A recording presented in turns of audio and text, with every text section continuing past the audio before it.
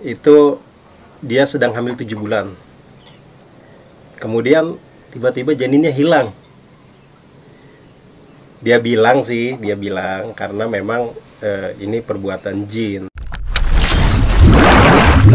Bismillahirrahmanirrahim.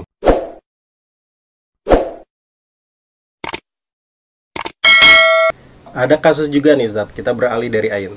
Ada kasus juga, salah satunya adalah salah satu customer kita itu dia sedang hamil 7 bulan.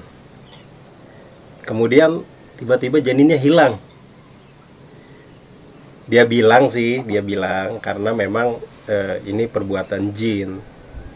Tapi secara logika akal kita yang memang terbatas, rasanya agak sulit diterima gitu alasan tersebut. Tapi dalam dunia gaib, hal seperti itu bisa terjadi nggak? Hilangnya janin. Baik, fenomena tentang hilangnya janin yang ada di rahim seorang wanita itu ya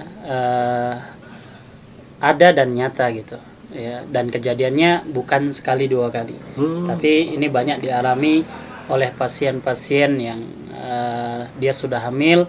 Maksud pasien antum tuh? Iya. Antum nggak jadi ketemu langsung dengan si korbannya? Iya, mulai dari hamil yang masih terbilang hamil muda sampai tua ya. Kasus-kasus seperti ini ada yang hilang tiba-tiba, baru bangun tidur pas dilihat perutnya sudah kempes, pas dicek kosong, emang medis kosong ya, padahal tadi ada gitu, karena dia sudah cek setiap bulan gitu. Nah, itu dikemanain bayinya Ustaz? Kalau ditanyakan secara rinci, wallahu a'lam ya, karena ini perkara yang gaib ya, karena perkara yang gaib itu yang pasti hanya Allah yang tahu.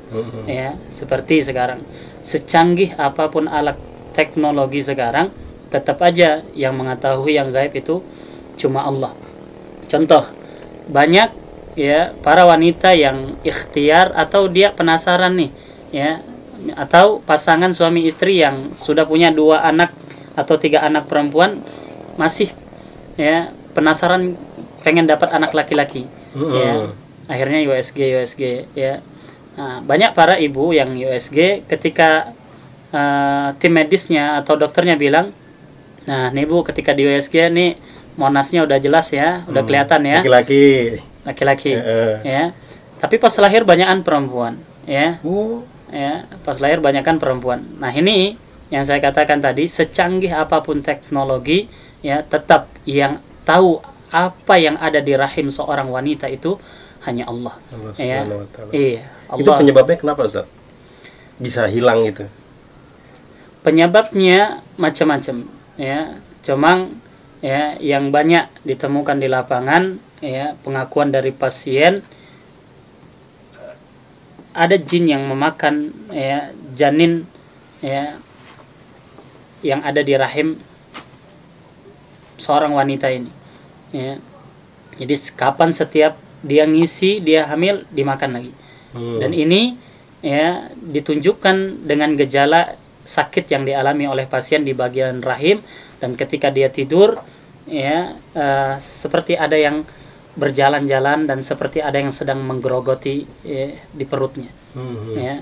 Nah, ini kejadian-kejadian seperti ini ya ada dan nyata. Ya, walaupun kita susah untuk menerima dengan akal sehat kita, tapi inilah ya yang namanya yang gaib, kita harus beriman kepada yang gaib walaupun kita nggak bisa melihatnya dengan kasat mata.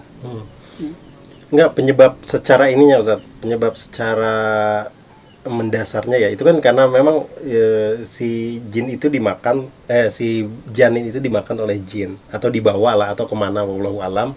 Yang jelas si cabang bayi itu hilang karena ulahnya jin. Nah, jin itu bisa melakukan itu, apa penyebabnya Ustaz sampai dia bisa melakukan itu? Baik, biasanya kenapa jin bisa melakukan dengan memakan janin atau memindahkan janin atau menghilangkan janin yang ada di dalam rahim seorang wanita?